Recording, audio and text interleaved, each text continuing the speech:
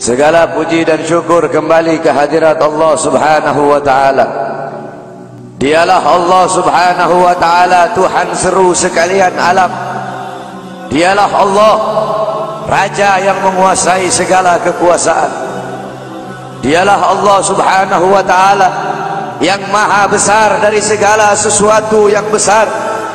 Yang besar selain Allah kecil. Dialah Allah Subhanahu wa ta'ala yang maha kaya dari segala sesuatu yang kaya. Yang kaya selain Allah miskin. Dialah Allah Subhanahu wa ta'ala, Raja di atas para raja. Yang raja selain Allah budak. Dialah Allah Subhanahu wa ta'ala yang maha perkasa, yang maha kuat. Yang perkasa selain Allah, yang kuat selain Allah lemah. Dialah Allah Subhanahu wa ta'ala yang maha hidup. Yang hidup selain Allah pasti akan mati. Yang ada selain Allah pasti akan tiada. Yang wujud selain Allah pasti akan binasa. Sedangkan hidupnya Allah, adanya Allah, wujudnya Allah selama-lamanya, kekal abadi, tidak akan pernah musnah dan tidak akan pernah binasa. Dialah Allah yang dimana kedekatan hamba dengannya tidak akan membuat hamba itu setara dengannya. Jauhnya hamba darinya tidak akan membuat dinding penghalang antara hamba dengannya. Dialah Allah yang dimana walaupun seluruh hamba-hamba dari awal zaman sampai akhir zaman semuanya berbuat baik, tidak akan menambahkan sedikit pun keagungan di sisi. Dan dialah Allah yang dimana walaupun seluruh hamba-hamba dari awal zaman sampai akhir zaman semuanya berbuat dosa, tidak akan mengurangi sedikit pun keagungan di sisinya. Dan dialah Allah yang dimana pada malam hari yang mulia ini, di tempat yang penuh dengan barakah ini, Allah Subhanahu wa ta'ala sedang memandang kita semua yang duduk di tempat ini. Allah pandang dengan pandangan rahmat, Allah pandang dengan pandangan kasih sayang, Allah pandang dengan pandangan maghfirah, Allah pandang dengan pandangan pengampunan. Kenapa saudara-saudara? Karena kita mendapatkan keberkahan dan kemuliaan dari baginda agung Nabi besar Muhammad sallallahu alaihi wasallam.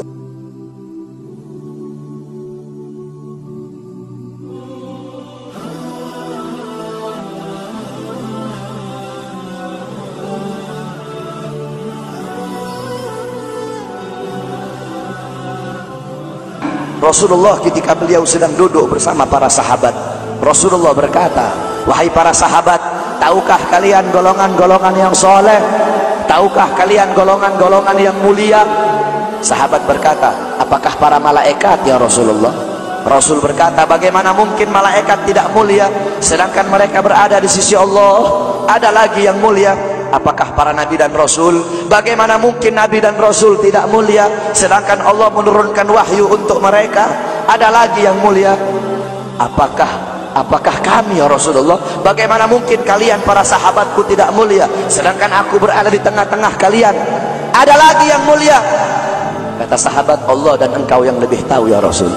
Rasulullah menundukkan kepala, Nabi Muhammad menundukkan kepala.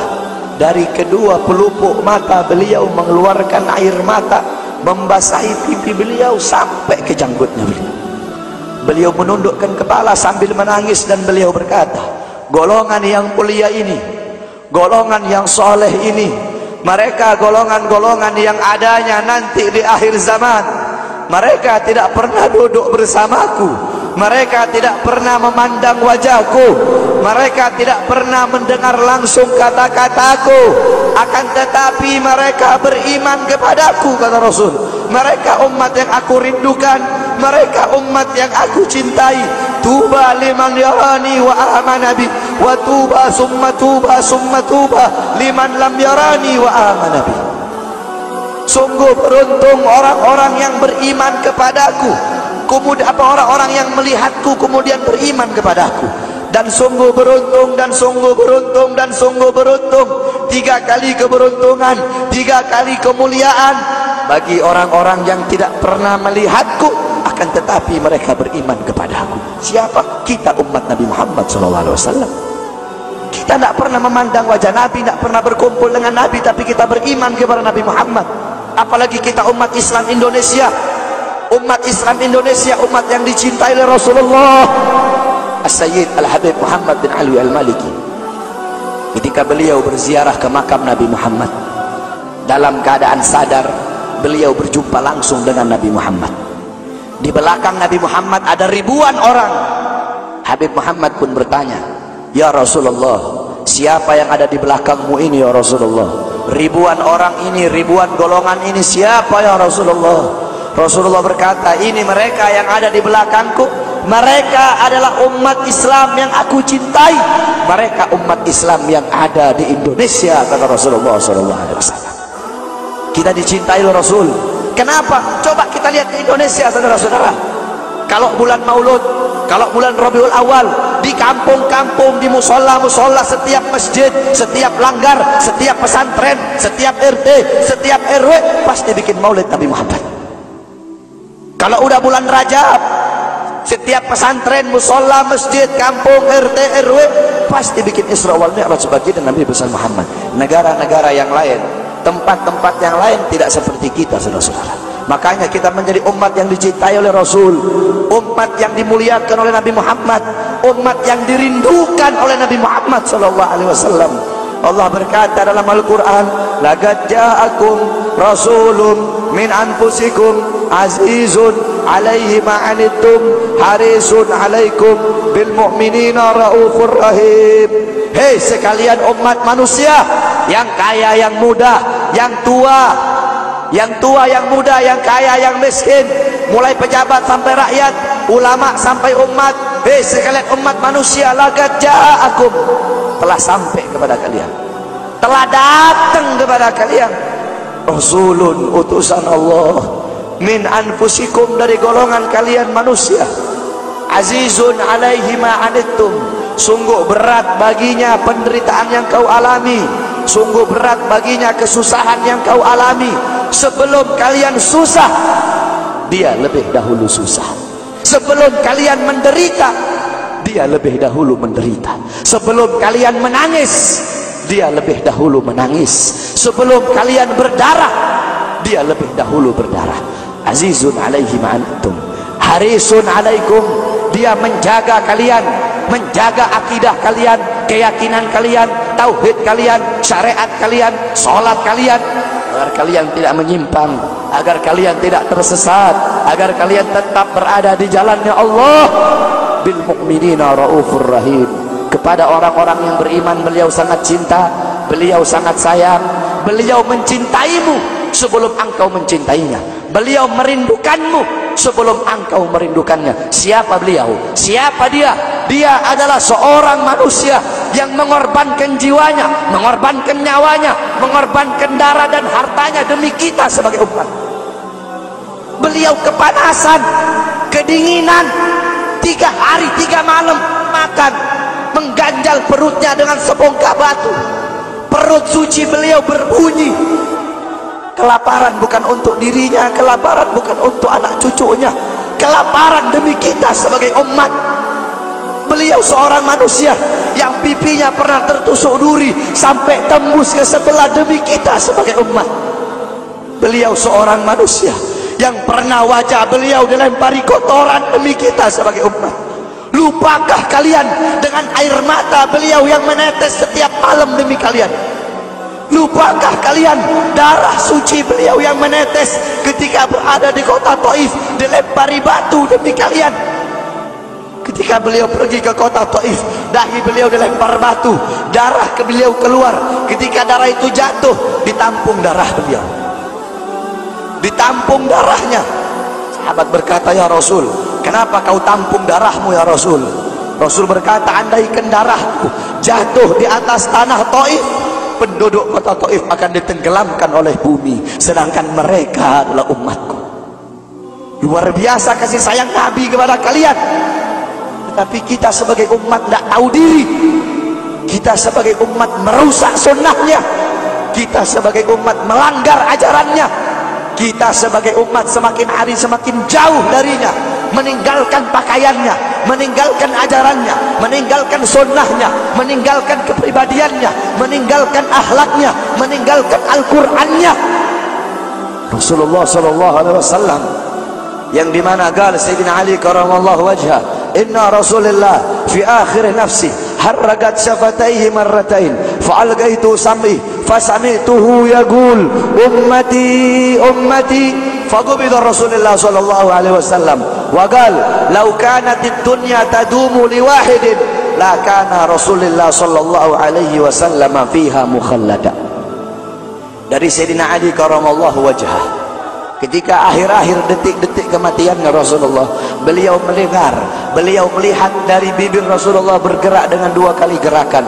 Beliau mendekatkan telinganya, mendekatkan pendengarannya, dan beliau mendengar Rasulullah berkata ummati ummati. Faqubida Rasul, meninggal Rasulullah sallallahu alaihi wasallam.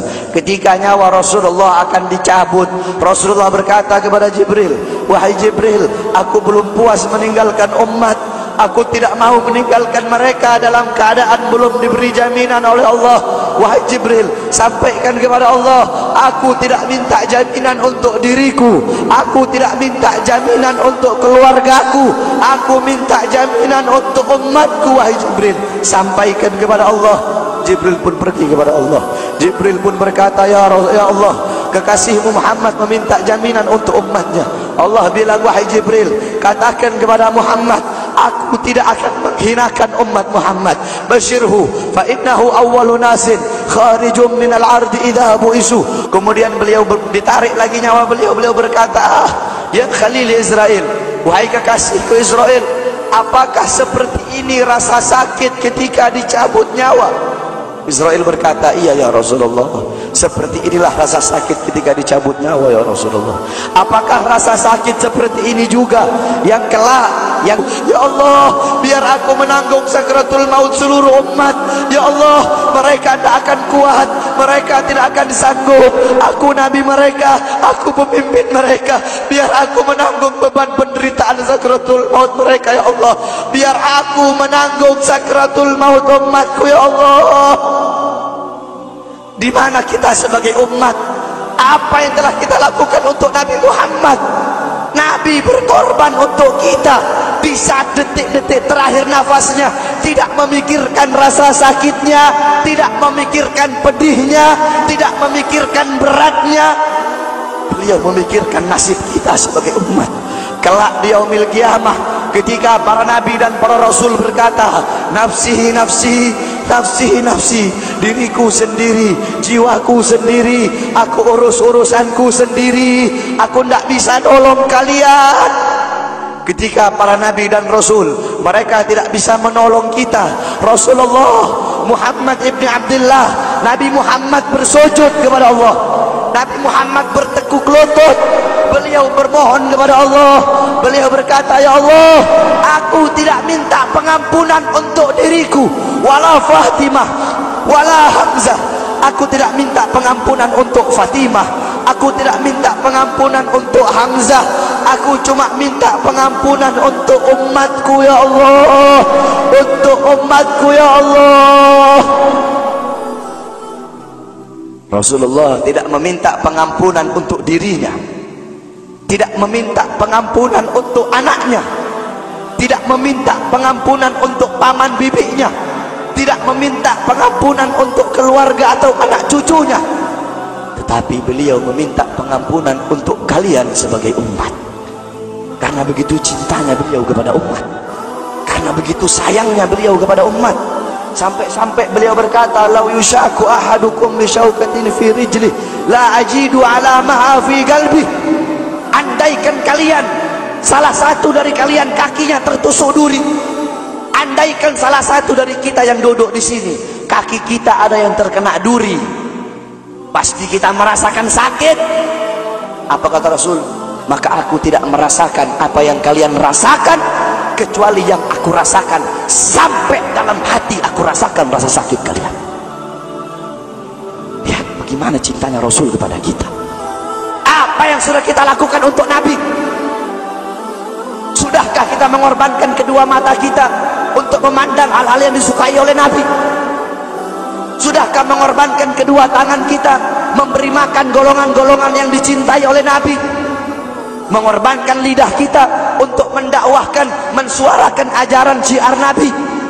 Sudahkah mengorbankan kedua kaki kita melangkah ke tempat-tempat yang diridhoi oleh Nabi? Kita masih belum bisa balas jasa Nabi, dan tidak akan pernah bisa membalas jasa Nabi Muhammad. Jangankan kita duduk di sini berjam-jam, walaupun kita duduk di sini sampai pagi kita duduk, seumur hidup kita duduk di sini, masih belum bisa membalas jasa Nabi Muhammad.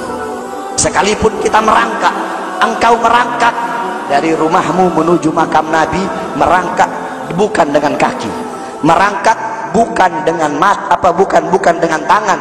Walaupun kalian merangkak dengan kedua mata dari rumah kalian menuju makam Nabi, itu masih belum bisa membalas jasa-jasa Nabi Muhammad SAW. Kita tidak bisa membalas jasa-jasa Nabi Muhammad. Kecintaan kita tidak ada apa-apanya. Apakah kecintaan kita lebih besar daripada kecintaan seorang anak kecil yang ada di zamannya Syekh Abdurrahman Ad-Dibai? Di zaman Syekh Abdurrahman Ad-Dibai, pengarang Maulid Diba, ketika beliau ingin berziarah ke makamnya Rasul, ketika beliau ingin ziarah ke makamnya Nabi, ada satu orang anak kecil ingin ikut berziarah. Maka kata rombongan, "Hai anak kecil, engkau tidak boleh ikut. Ini perjalanan memakan waktu berhari-hari, bisa 4 hari, 5 hari, bahkan sampai 1 minggu. Kau tidak boleh ikut." Pergi anak kecil tersebut. Pergilah rombongan Syekh Abdurrahman Ad-Dibai untuk ziarah ke makamnya Nabi. Tanpa sepengetahuan rombongan, ternyata anak kecil tersebut bergelantungan di bawah kereta kuda Syekh Abdurrahman Ad-Dibai. Anak kecil itu bergelantungan. Dia sampai berhari-hari gak makan, gak minum, gak tidur. Hanya apa? Hanya ingin pergi ziarah ke makam Nabi. Saking cintanya kepada Nabi Muhammad, dia sembunyi-sembunyi bergelantungan di bawah kereta. Gak makan, gak minum, gak tidur berhari-hari. Sampai ketika sampai di Madinah, itu anak kecil jatuh. Itu anak kecil terjatuh. Rombongan bilang, "Bukankah ini anak kecil yang waktu itu mau ikut? Berarti sudah berhari-hari dia di bawah kereta ini, dia nggak makan, dia nggak minum, dia nggak tidur." Anak kecil itu berlari. Anak kecil itu berlari sampai dia terjatuh. Saking bahagianya, dia sudah sampai di Madinah. Dia ambil debu-debu Madinah, pasir Madinah, dia ambil, dia usapin ke mukanya. Saking bahagianya, sampai itu anak mati. Anak kecil tersebut mati membawa kecintaannya kepada Nabi Muhammad. Anak kecil itu mati, gak makan berhari-hari, gak tidur, gak minum, hanya ingin ziarah ke makam Nabi Muhammad. Padahal anak kecil itu tidak pernah memandang Nabi, tidak pernah berkumpul dengan Nabi, tapi kecintaannya luar biasa kepada Rasulullah. Akhirnya anak itu dimakamkan oleh Syekh Abdurrahman Ad-Dibai di Madinah. Anak kecil itu dimakamkan di Madinah. Nah, setiap tahun Syekh Abdurrahman Ad-Dibai ziarah ke makamnya Nabi, pasti ziarah ke makam itu anak kecil. Yang anehnya, setiap Syekh Abdurrahman Ad-Dibai ziarah, makam anak kecil tersebut, kubur anak kecil tersebut bergeser dengan sendirinya mendekati makam Nabi Muhammad SAW. Sampai sekarang makam anak kecil itu ada di samping Masjid Nabawi.